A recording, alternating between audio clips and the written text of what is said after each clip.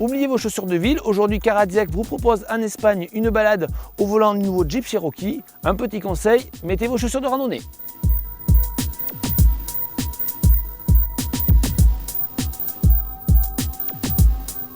Comme vous pouvez le constater, le nouveau Jeep Cherokee a énormément évolué pour cette nouvelle génération. Il reprend des lignes et des formes beaucoup plus carrées, comme par exemple c'est le cas déjà sur le Jeep Commander. On retrouve par exemple, regardez ici, des optiques nettement plus carrées, mais toujours une stabilité, la calandre spéciale Jeep qu'on retrouve sur tous les modèles. L'autre grand changement concernant le Cherokee se trouve à l'arrière. Regardez, il n'y a plus la roue de secours, c'est fini. Jeep a décidé de la bannir. Moralité, on perd un petit peu la philosophie et l'âme du Cherokee. Comme vous le disiez tout à l'heure, Jeep c'est des véhicules de baroudeurs, donc c'est du dur, c'est du costaud, regardez. Moralité, quand on essaie d'ouvrir le capot, c'est un petit peu compliqué et très très lourd, regardez. Il faut y aller à deux mains parce qu'il y a une main, c'est lourd. Alors vous l'aurez compris, le Cherokee c'est une voiture d'homme.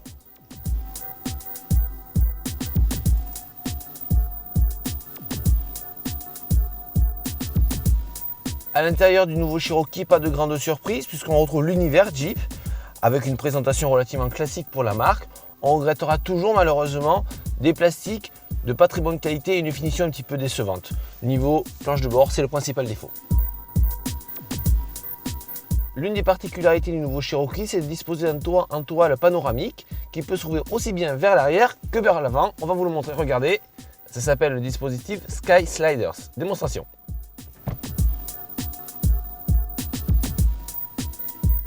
Autre solution, vous pouvez l'ouvrir vers l'avant, regardez.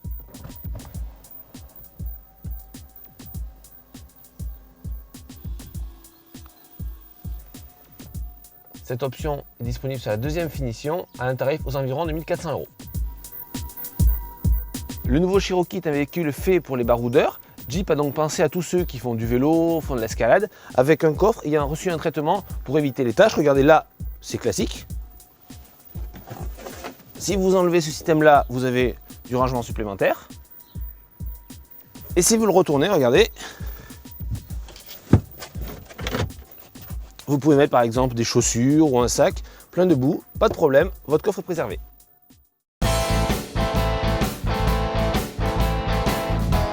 Sur le capot du Cherokee, donc, on retrouve un seul moteur diesel. Il s'agit du 2 litres 8 CRD de 177 chevaux, un moteur qu'on connaît déjà puisqu'on l'a déjà vu notamment sur le nouveau Wrangler, mais également sur le Dodge Nitro. Autant dire que c'est un moteur qui est un petit peu juste. Vu la lourdeur du Cherokee, sur route, on se rend compte que le Cherokee est un petit peu pâteau, la direction est très lourde, le freinage, on n'a pas vraiment l'impression qu'il est très endurant.